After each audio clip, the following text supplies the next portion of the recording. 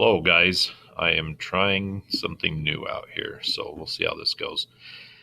I am just going to go through this slideshow, kind of tell the story of what's going on with the Crusades and some of the events surrounding it, so that you will be able to watch this and then do the assignment with it. Crusades, very key part of our cultural heritage here as far as Western civilization. Takes place, of course, in the Middle Ages, and sometimes it's called the clash of civilizations as the Christians and Muslims went to war. It's not exactly just about religion, but it certainly was important, affected some change culturally in the West, especially, and in some ways has continued to have some effect on us today. Of course, there's still a bit of a distrust and conflict that we have between Western civilization, United States, Great Britain, some of these others, Western Europe, and the Middle East. Continues today, of course. If you ever pay attention to the news, and it's not coronavirus that you're looking at, there's always something going on in the Middle East. So we're going to just go through here and give you an idea of what's going on. If I suck at this, I apologize. I would much rather you guys were here where I could talk to you. But since you're not, we'll just go through it. Just know that this is a work in progress, and we'll see how it goes. So here we go. Okay, don't worry about that. All right. First off, just the general thing here with Muslim expansion. And we talked about the Muslims last time with Islam, and began with Muhammad and went on with his successors, and they quickly conquered a large area here. Now, just real quick, as you can see, this is where this darker area is where Muhammad had conquered and spread Islam in his lifetime. The orange is where the first four caliphs, okay, the rightly guided caliphs, had conquered clear up across Egypt, taking lands away from the Byzantine Empire up here in Constantinople, going clear up through Syria, also part of the Byzantine Empire, and then conquering the entire Persian Empire here in Iran. Okay, they were then led by a family called the Umayyads. Their capital was in Damascus, and they went on for about 14 caliphs. They continued the expansion. Now, as you can see here, the pink is where the Umayyads continued to conquer clear up into what is now today Afghanistan and Pakistan, down through here on the Indus River, okay, up into a little bit into Central Asia. They also expanded west across North Africa and up into Spain, and which was, of course, up here is all Christian at the time. They went up into Spain. They were stopped here, though. Their expansion was stopped in the west by the Franks. Now, the Franks were a Christian kingdom of what the Romans would have called the barbarians. Okay, the Franks were one group that came into Gaul, and we talked about Charlemagne at the beginning of this Middle Ages unit, and this is his people that we're talking about. Of course, France is named after the Franks. Okay, they stopped the Muslims from taking over Western Europe. They stopped them and held them in Spain. There's a mountain range right here. They stopped them right there, and the Muslims stayed in control of Spain for hundreds of years after this. The last Muslim power was driven out of Spain by the same Spanish monarchs who funded Christopher Columbus's trip. So in the Eastern Europe, the Muslims were stopped from taking over here by the Byzantines. The Byzantines were certainly weaker at this point than the Roman Empire, of course, but the Byzantines did keep them from getting through Asia Minor, okay, what we call Turkey today, for a few hundred years. Eventually, the Muslims took over, but they held them off here. Okay, sorry, I got cut off. So, um, anyway, they expanded clear out from Mecca and Medina, clear across, and get up. And I'm going to tell you a quick story about how the Franks here in the west stopped the Umayyads from taking over. So, talk about Charles Martel here. Charles Martel was a leader in the of the Franks. Wasn't technically the king. He was what's called the mayor of the palace, but doesn't really matter. He's pretty much the king. So Charles Martel, or Charles the Hammer. Martel is a Latin word for hammer. Anyway, cool name. His son was Pepin the Short, which is kind of a lame name. And then his grandson then was Charlemagne. So anyway, he got the Franks to unite together and fight the Muslims at the Battle of Tours, or sometimes called the Battle of Poitiers, in 732 AD. So that stopped the Umayyad Muslims from conquering Western Europe. They were defeated there, and they went back into the Iberian Peninsula, Spain, after that. So you can see this awesome picture. Here's Charles Martel, of course. This is a very romanticized image. You can see it looks like millions of people across here fighting. Probably wouldn't have been like that, but here's the leader of the Umayyads cutting down this poor innocent woman and her child, right? And you can see there's another lady running away with her children, trying to get away from escape this onslaught. But here you can see the great knights and stuff coming in. This guy with his awesome beard fighting him off. But that's Charles with his axe. So that's why they called him Charles the Hammer, the battle axe. And then he's defending Christianity. There wasn't really a cross in the middle of this battle. It's just representing what he did there at Poitiers, or Tours, the Battle of Tours in the 700s. So made him a hero. Now the Abbasids took over after the Umayyads, and they quit the expansion stuff. They tried to focus on just fighting just doing their own thing. Now, they lost a lot of their power within their own empire eventually, because they had these guys that they had these hired soldiers that were called the Seljuk Turks. They brought them in to be basically, they're kind of like slaves, kind of, anyway, they're mercenaries. Those guys eventually took over because the Abbasids weren't really into fighting. The Turks definitely were. And so this breaks up the Muslims a bit. Now, just show here the Muslim expansion, Islamic expansion, is very organized. Not like the Vikings who were just coming in randomly and raiding and stuff. The Islamic expansion is very much led by a caliph. They have a goal. They want to establish Islam. Now, as they do this, don't worry about that. Oh, look at this funny meme. Stop, hammer time. See, because he's, Charles the Hammer. Ha, ha, ha. Okay. Don't worry about that. All right, causes of the Crusades. Let's get into the actual Crusades here.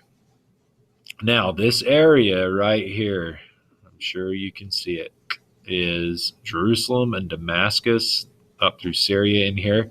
This is what's called the Levant.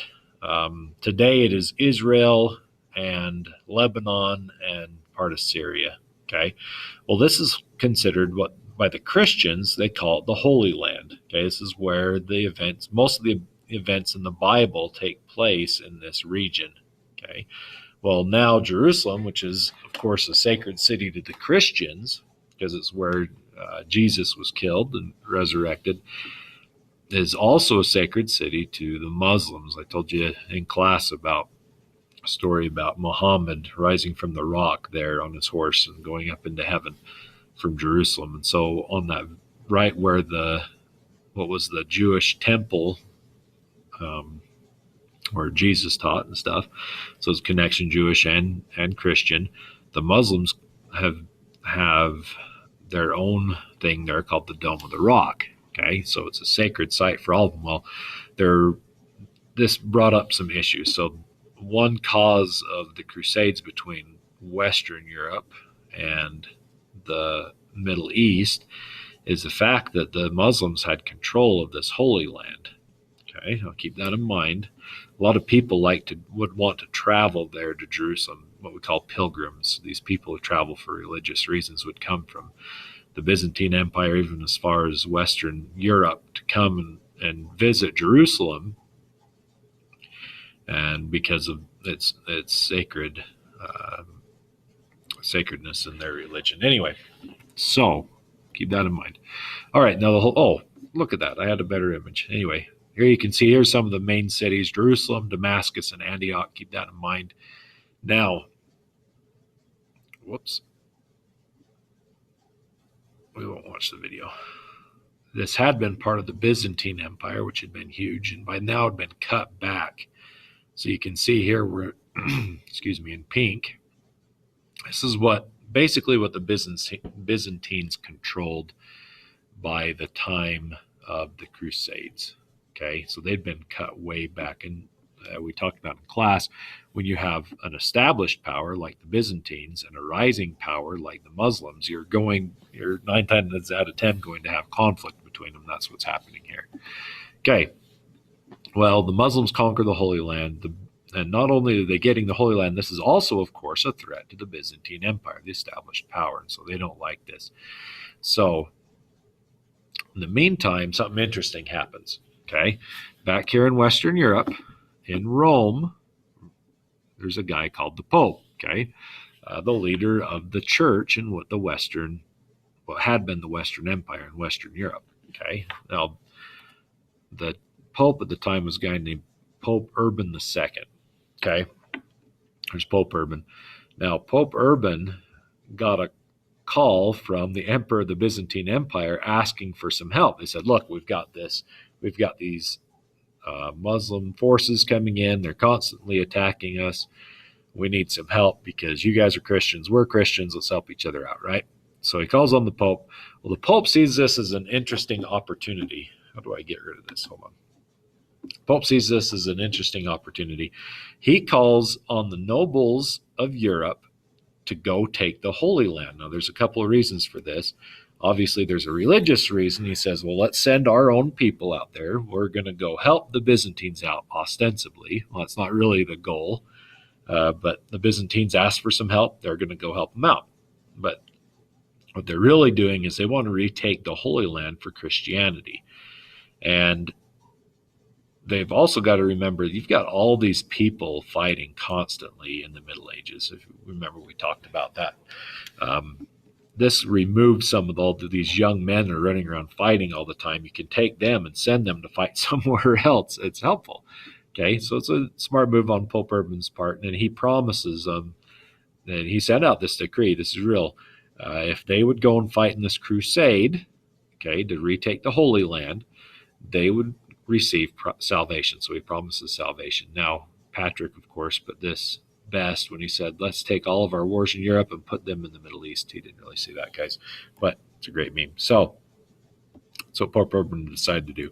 Now he calls on this crusade. So these people get together from across Western Europe, okay, what became France, Italy, even as far as England. They go on what's called the First Crusade.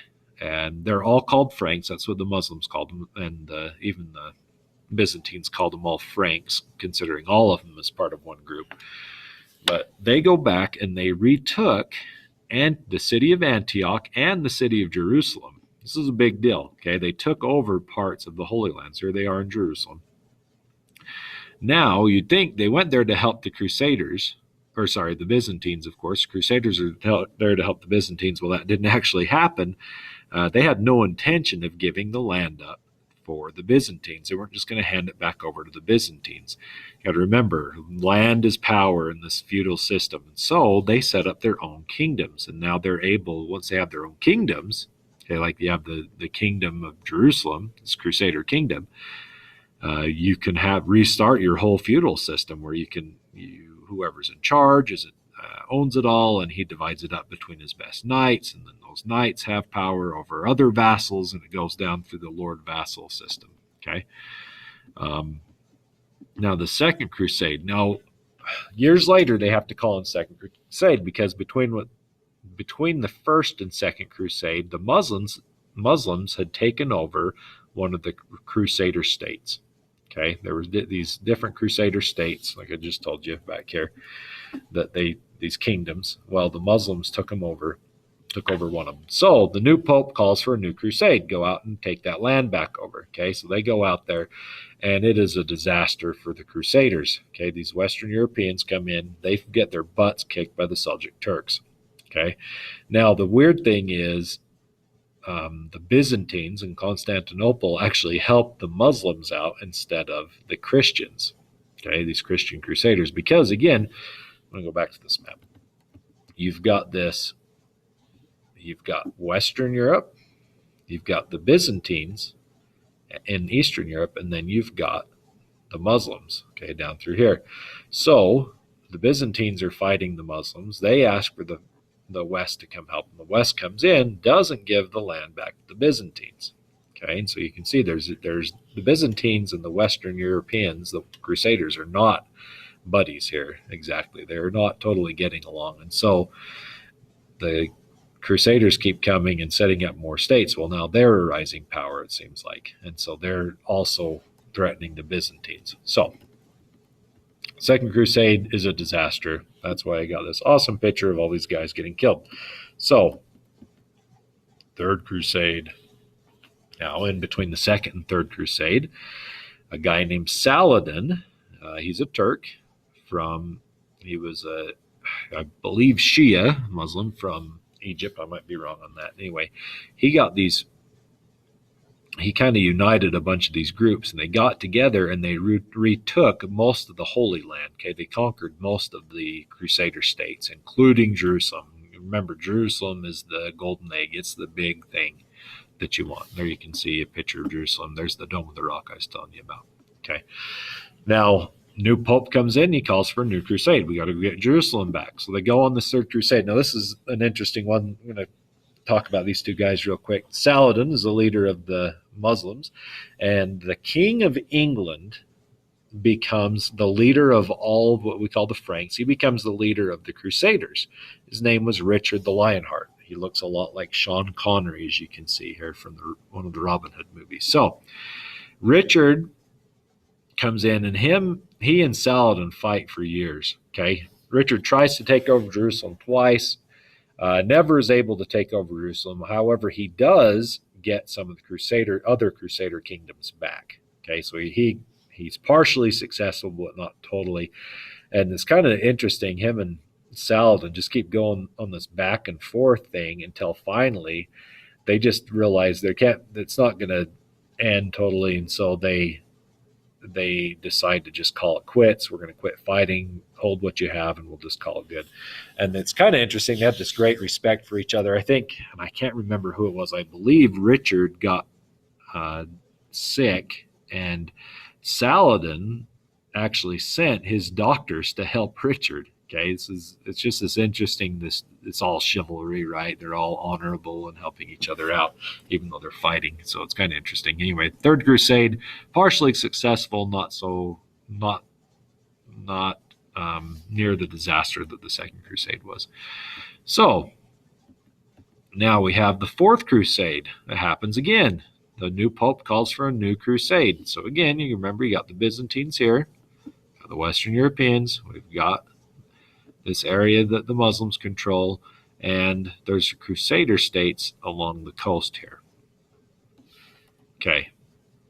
Fourth Crusade, Pope calls for a new opportunity to go out. Well, and this one's crazy. It's the Crusaders don't even make it to the Holy Land. They never even try to get to the Holy Land. What they do is they stop in Constantinople, the capital of Byzantine Empire, and realize, hey, this is a great opportunity.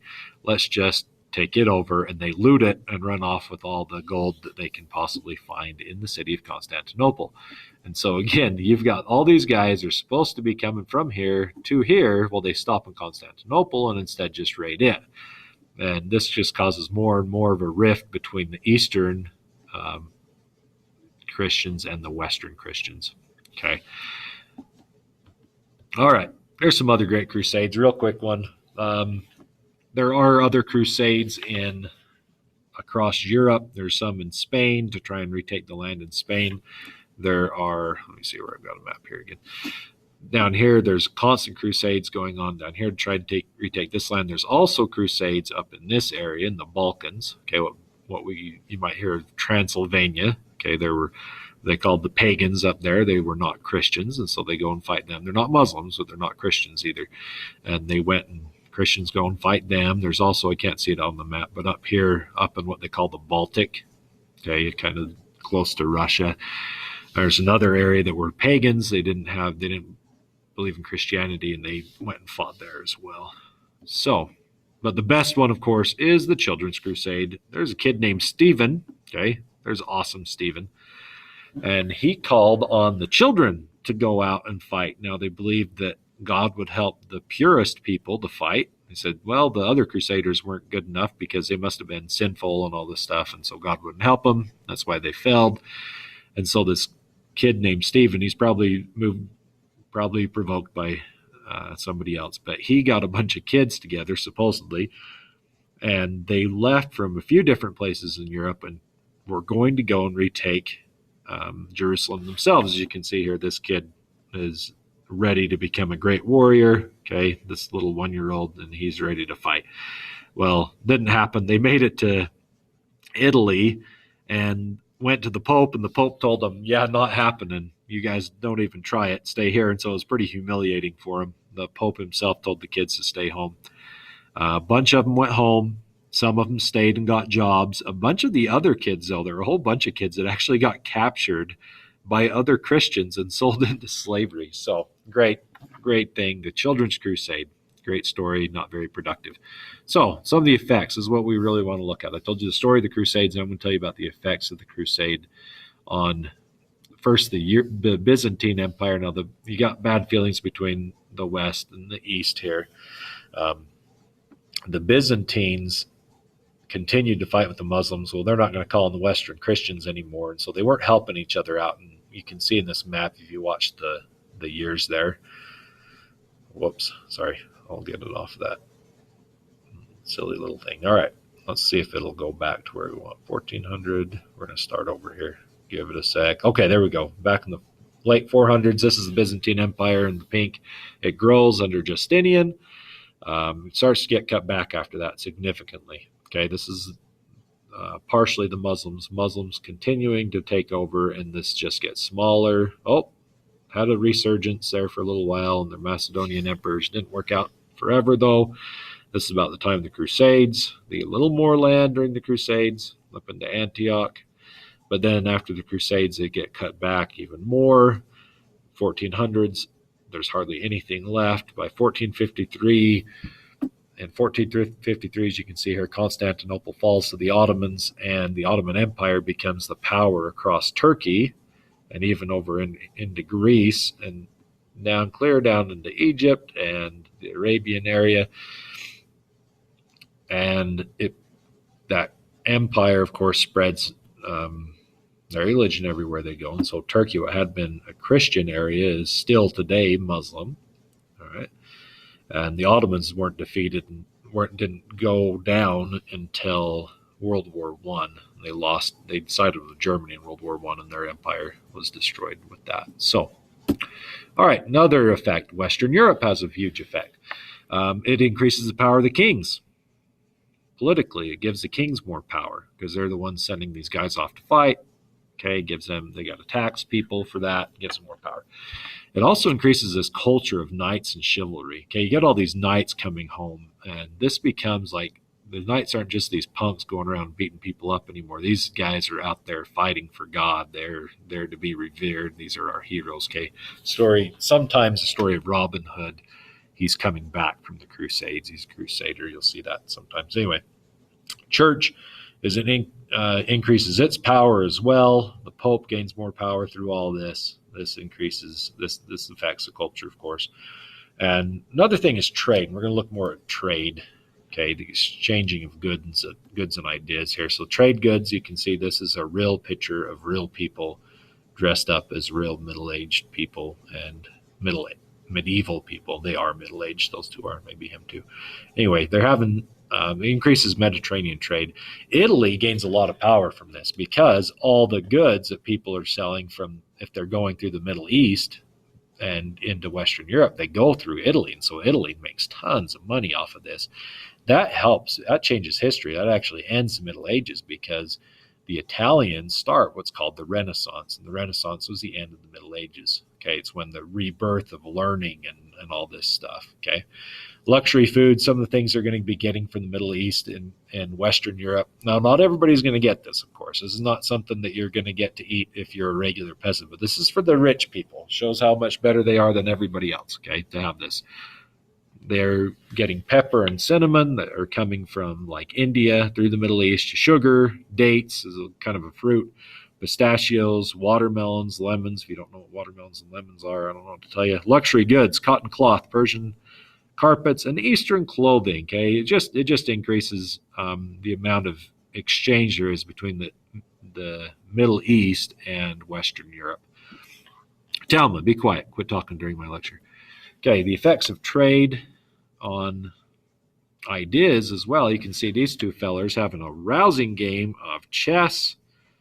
Not really sure how they play it sideways. Yeah, it just shows you how crappy the art was back then. But classical learning, now the Romans and the Greeks, of course, they had some great stuff going on. Well, when the Christians took over the medieval Christians, you didn't read Greek and Roman stuff because they were pagans. They didn't want their ideas. Well, the Muslims had preserved a lot of that stuff like from Plato and Aristotle and these guys.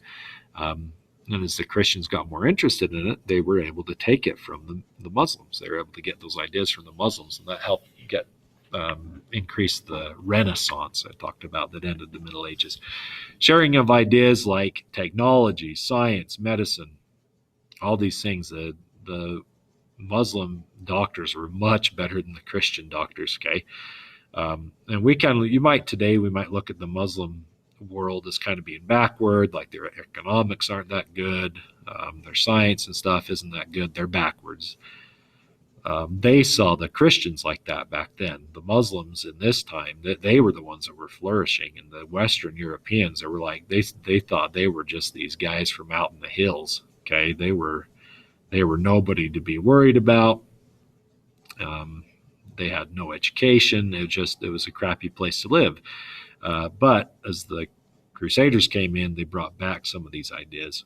Also increases travel and exploration, increased pilgrimages to Jerusalem. People start exploring more. Eventually, this leads to like the age of exploration of Columbus. Okay, another thing, polarization of East and West. East and West is always having issues. Western Europe, the Western civilization, us and like Western Europe. And we're constantly getting involved in things in the Middle East. Now, not everything was bad with this, of course. There were some good ties made, but a lot of the effects we see today, you might say, are negative. We're going in just this map here. This is just, I just saw this in an article just the other day from the Washington Post about how many troops we have in the Middle East. And you can see we're clear from Turkey, Afghanistan, of course, clear down through here, Saudi Arabia, okay, all through here. A lot of the diehard extremist fundamentalist Muslims who organize these terrorist organizations like Al-Qaeda and ISIS and like Taliban were fighting in Afghanistan, they see Europeans and Americans in the Middle East as just a continuation of the Crusades. Okay, to us, the Crusades are over. To them, and in some ways, the Crusades are continuing. It's just more of these people from the West coming in and trying to take over more of their stuff and just getting involved. So even right now, we've got, of course, Iraq and Syria and stuff. It's just one more thing that we're doing. We're encroaching on their territories, kind of how it's seen in some cases. So continues just kind of the cultural legacy within our own country. Look at this. Here you can see this is from World War I. Pershing is the American general in World War I. Here they are going off to crusade. He's got the ghosts of the Crusaders in the background with their flags waving and everything. The guy's got a nice heart-shaped shield with the cross on it.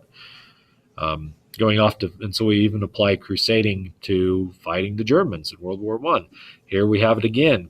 Eisenhower, the supreme commander of the Allied forces in Europe in World War II, and when they are going to invade Western Europe in June of 1944, he sent out a message to all his troops, and he said, here he is meeting right before that, but he said you're about to embark upon the Great Crusade. Okay, again, we're going out to fight for this great. It's not just any fight we're in. We're fighting for good and the good of the world, make things better against evil. Okay, now and this is when I was in high school, when George Bush was president. And after 9/11, he said this just a few days after 9/11. He said, we're got to go to war with terrorism. Okay, and the war on terror continues today. But he used this phrase, this crusade, this war on terrorism is going to take a while. Now, by using the word crusade, this caused a lot of controversy. And he kind of had to back off from saying that after that. But by saying crusade, it sounded like it's the Christians versus the Muslims again. But it's still this image of we're fighting, these two different worlds fighting. And of course, we're trying to be allies with a lot of the Muslims in the Middle East. But when he used this, again, it gave this idea that, oh, we're going to fight all the Muslims. And you still hear this today. You guys will hear people call Muslims like derogatory terms, like diaper heads and that kind of stuff. And it's this disrespectful way of looking this other group. And this is all through history. You see different groups going after each other and putting each other down. Okay, and this kind of continues. Here you can see magazine cover. Here's President Bush going off to fight in the Middle East as a crusader, right? Islam in the West. So here we got even today, 2020. Okay, Donald Trump. I didn't make this. Somebody else did. Somebody's got Trump. He's going off to fight. He's got the American flag. He's a crusader. Here's Donald Trump Jr. This one's real. This is just in January, and right after we'd killed the guy, the Iranian general, and here's Donald Trump Jr. with his assault rifle. Now look at this right here. This is what's called the Jerusalem Cross. Okay, it's got 5 little crosses on it. The Jerusalem Cross was a symbol of the Crusaders. And look, there's Hillary in jail. That's funny. Okay, so he is saying, and by putting this out there right at this time, we're already having tensions with the Middle East, with Iran in particular, and then he's got this as symbol, this Crusader symbol on there. So kind of interesting. All right, don't worry about all this. Yeah, don't do that. Okay, I think I've talked enough. I hope I haven't completely bored you to death. Wake up. Ryder, wake up. Now, I'm not sure. I got to stop this. How do I stop it?